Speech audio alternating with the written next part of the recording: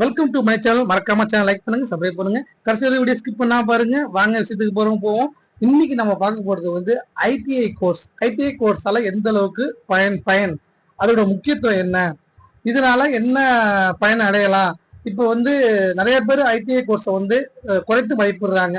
இப்போ வந்து இந்த ஐடிஐ கோர்ஸ் எந்த அளவுக்கு முக்கியத்துவம், இதை படித்தா ஐடிஐ கோர்ஸ் படிச்சுட்டு சில இது பண்ணா சில சில விஷயங்கள் இருக்கு, அதை சொல்றேன். அது செஞ்சது பிறகு எந்த அளவுக்கு நம்ம வந்து வேலைவாய்ப்பு பெறலாம். மத்திய அரசாங்கத்துல இந்த ரயில்வே வேலைகள் மற்ற வேலைகள்லாம் எந்த அளவுக்கு பெற முடியுங்கிறதுக்கு நான் சின்ன உதாரணம் மூலியமா நான் உங்களுக்கு வந்து இந்த ஐடிஐ கோர்ஸோட மகத்துவத்தை சொல்ல புரிய வைக்கிறேன். இப்போ வந்து நம்ம மாநிலத்துல ஐடிஐ கோர்ஸை வந்து நிறைய பேர் படிப்பது குறைவுதான். மற்ற மாநிலங்கள்லாம் ஐடிஐ கோர்ஸ் நிறைய பேர் படிச்சிருக்காங்க. ஐடிஐ கோர்ஸ் படிச்சுட்டு தான் மற்றதெல்லாம் படிக்கிறாங்க.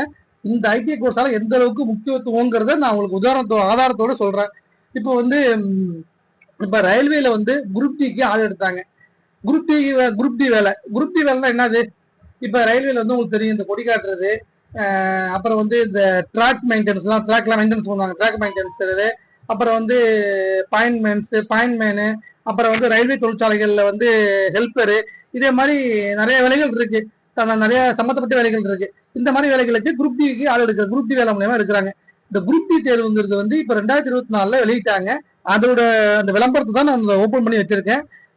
இப்போ வந்து குரூப் டி தேர்வுங்கிறது வந்து என்னென்ன நடைமுறைகள், வேலைக்கு எப்படின்னா எடுப்பாங்கன்னா, முதல்ல வந்து கம்ப்யூட்டர் பேஸ்ட் டெஸ்ட் வைப்பாங்க, சிபிடி டெஸ்ட் வைப்பாங்க. அது வச்சது பிறகு என்ன பண்ணுவாங்க, உடல் தகுதி தேர்வு வைப்பாங்க. உடல் தகுதி தேர்வு முடிச்ச பிறகு உடல் மருத்துவ பரிசோதனை வைப்பாங்க. இது 3 நிலையில கடந்தா ரயில்வே வேலைக்கு போக முடியும், இந்த குரூப் டி வேலைக்கு போக முடியும்.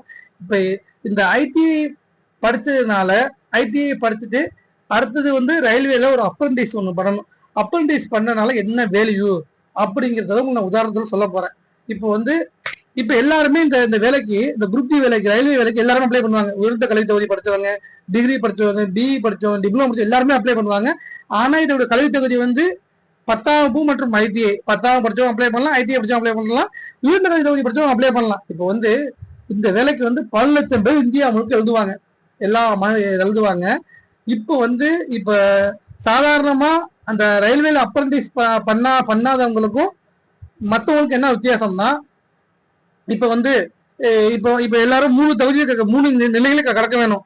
ஃபர்ஸ்ட் தேர்வு, கம்ப்யூட்டர் பேஸ்டு தேர்வு. அடுத்தது வந்து சொன்னது மாதிரி உடல் தகுதி தேர்வு. அடுத்தது வந்து உடல் மருத்துவ பரிசோதனை. இந்த 3 நிலையை கடக்க வேணும் எல்லாரும். ஆனா இந்த ரயில்வேல அப்ரண்டிஸ் பண்ணிட்டாங்கன்னா, ஐடிஐ படிச்சுட்டு அப்ரண்டிஸ் பண்ணிட்டாங்கன்னா, அவங்களுக்கு வந்து இந்த உடல் தகுதி தேர்வுங்கிறது ஒன்றும் தேவை கிடையாதுங்க. அது மட்டும் இல்லாம அந்த சிபிடி எக்ஸாம், ஃபர்ஸ்ட் எக்ஸாம் எழுதுறாங்களே, அதுல வந்து வெயிட்டேஜ் உண்டு. வெயிட்டேஜ்னா ஒரு குறிப்பிட்ட மதிப்பெண் எடுத்தாலே அவங்க வந்து ஈஸியா ரயில்வேக்குள்ள நுழையறதுக்கு வாய்ப்பு இருக்கு. மற்றவங்க எல்லாம் உடல் தகுதி தேர்வு அட்டன் பண்ணி ஆகணும். இவங்கெல்லாம் இந்த ரயில்வேல அப்ரண்டிஸ் பண்ணவங்க, ஐடிஐ படிச்சுட்டு அப்ரண்டிஸ் பண்ணாங்க, இந்த உடல் தகுதி தேர்வு அட்டன் பண்ண தேவையில்லை. அதுக்கு தான் நான் இப்ப சொல்ல வரேன். இதுக்கு நான் உங்களுக்கு ஆதாரத்தோட சொல்றேன். இந்த பாருங்க, இது ரயில்வேயோட இந்த வேலைவாய்ப்பு விளம்பரம் தான், குரூப் விளம்பரம் தான். 2024 அந்த விளம்பரத்தை நான் ஓபன் பண்ணி வச்சிருக்கேன். இப்ப நான் வந்து 22ஆம் பக்கத்துக்கு போறேன் பாருங்க, 22ஆம் பேஜுக்கு போறேன்.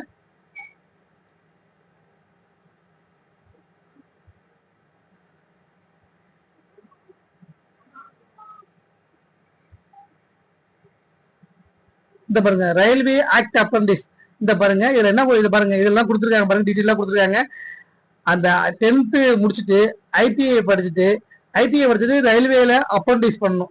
அப்ரண்டிஸ் பண்ணிட்டா அது உங்களுக்கு வந்து அவங்களுக்கு என்ன கொடுத்துருக்காங்க பாருங்க, the course completed act apprentice will be exempted from physical efficiency test.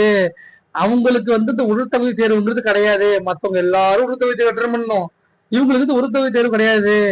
இந்த ரயில்வே அப்ரண்டிஸ் பண்ணவங்களுக்கு உடற்தகுதி தேர்வு கிடையாதுங்க. பெரிய விஷயம். மற்றவங்க எல்லாம் முதல் எக்ஸாம் ஃபர்ஸ்ட் எழுத்து அந்த கம்ப்யூட்டர் பேஸ்ட் முதல் தேர்வு பாஸ் பண்ணணும், computer based CBC exam pass பண்ணணும், அடுத்து உடற்தகுதி தேர்வு பாஸ் பண்ணணும், அது பாஸ் பண்ணிட்டு இது அடுத்து இந்த இதுல பாஸ் பண்ணணும், அப்புறம் மருத்துவ பரிசோதனை பண்ணணும். ஆனா இவங்க என்ன பண்ணா போதும், அந்த கம்ப்யூட்டர் பேஸ்ட் டெஸ்ட் எழுதுனது பாஸ் பண்ணிட்டாலே ஓரளவுக்கு மதிப்பு எடுத்துட்டு நேரடியா அவங்களுக்கு வந்து என்ன பண்ணுவாங்க, மெடிக்கல் செக்அப் கூட பெறுவாங்க. ஆனா அவங்களுக்கு தேவை கிடையாது, உடற்தகுதி தேர்வு தேவை கிடையாது. மேலும் அவங்களுக்கு வெயிட்டேஜ் உண்டு. மற்றவங்களை கம்பேர் பண்றப்ப யாருக்கு வாய்ப்பு அதிகமாகும், இவங்க குறைந்த ஓரளவுக்கு பொதுத் தேர்வுல ஒரு குறிப்பிட்ட மதிப்பெண் எடுத்தாலே போதும், பெரிய லெவல்ல மதிப்பெண் தேவையில்லை, ரயில்வேல அப்ரண்டிஸ் பண்ணிட்டா பெரிய லெவல்ல மதிப்பெண் தேவை கிடையாது, அப்ப அதனால ஈஸியா உங்களுக்கு வாய்ப்பு அதிகமாகுது. அதனாலதான் இந்த வந்து ஐடி கோர்ஸ் படிச்சுட்டு ரயில்வேல அப்ரண்டிஸ் பண்ணா அந்த அளவுக்கு வேல்யூங்க. அது மட்டும் இல்லாம மத்திய தொழிற்சாலைகள்ல நிறைய வாய்ப்புகள் இருக்கு. இந்திய படை, விமானப்படை, கப்பல் படை, மற்ற மற்ற மாநிலத்திற்கெல்லாம் எப்படி வந்து இந்த நம்ம ரயில்வேல இருக்காங்கன்னா, அவங்களுக்கு வந்து ஐடிஐ படிச்சுட்டு ரயில்வே அப்ரண்டிஸ் பண்ணிடுவாங்க. அவங்களுக்கு வந்து ஐடிஐ கோர்ஸோட அருமை நல்லா தெரியும். நம்ம மாநிலத்தில மக்களுக்கு ஐடிஐ கோர்ஸ் படிச்சுட்டு இந்த ரயில்வே அப்ரண்டிஸ் பண்ண, ரயில்வே அப்ரண்டிஸ் இந்த மற்ற இதெல்லாம் அப்ரண்டிஸ், ரயில்வேல அப்ரண்டிஸ் பண்ணிட்டா ரயில்வேல போறதுக்கு, ரயில்வேக்குள்ள நுழையிறதுக்கு ரொம்ப வாய்ப்பா இருக்கும். இதே மாதிரி பெரும்பாலும் மற்ற மாநிலத்துல இந்த வழிதான் பண்றாங்க. இந்த வழியை பயன்படுத்தி தான் ரயில்வேக்குள்ள நுழையிறாங்க. ஐடிஐ படிப்பாங்க, அப்புறம் ரயில்வேல ஒரு அப்ரண்டிஸ் ஒன்று பண்ணுவாங்க, அப்புறம் மற்ற படிப்பு இதெல்லாம் படிச்சு அதுக்கப்புறம் அது அடுத்த விஷயம், மற்றபடி படிக்கிற அடுத்த விஷயம். மெயினா இதை பண்ணிடுவாங்க ஃபர்ஸ்ட். இதை பண்ணிட்டு இது மூலியமா தான் முக்காசு பேர் உள்ள வராங்க. இந்த அப்ரண்டிஸ் பண்ணிட்டு தான் உள்ள வராங்க. இது வந்து அவேர்னஸ் நம்ம நம்ம நம்ம நம்ம தமிழ்நாட்டுல அவேர்னஸ் குறைவா இருக்கு. நீங்க அவேர்னஸ் உருவாக்கணும். அதுக்காக தான் உங்களுக்கு நான் இதை நான் உங்களுக்கு இப்போ இது பண்ணி காட்டினேன், ஜூம் பண்ணி காட்டுறேன் பாருங்க. இந்த பாருங்க, the course completed act apprentice will be exempted from physical efficiency from physical efficient test. இந்த ஆக்ட ரயில்வே அப்ரண்டிஸ் பண்ணவங்களுக்கு அந்த உடல் தகுதி தேர்வு என்பது கிடையாதுன்னு கொடுத்துருக்காங்க பாருங்க. அதுக்கு தான் சொன்னேன், நீங்க விண்ணப்பிக்கிற பேருக்கு கேள்வி கேட்பாங்க. நீங்க வந்து இந்த ஆன்லைன்ல அப்ளை பண்ணுவாங்க, இந்த வேலைக்கு அப்ளை பண்றப்ப கேட்பாங்க, நீங்க வந்து ரயில்வேயில் அப்ரண்டிஸ் முடித்தவரா, எஸ்டா நோன்னு கேட்பாங்க. எஸ்னு கொடுத்தாலே என்ன, அது உங்களுக்கு மதிப்பெண்ணும் குறிப்பிட்ட மதிப்பெண் எடுத்தா போதும், அந்த உடல் தகுதி தேர்வும் தேவையில்ல, இவ்வளவு வசதி இருக்குங்க. அதுக்கு தான் சொல்றேன், நீங்க ரயில்வேக்குள்ள போகணும்னா இது ஒரு வழி, இப்படி ஒரு வழி.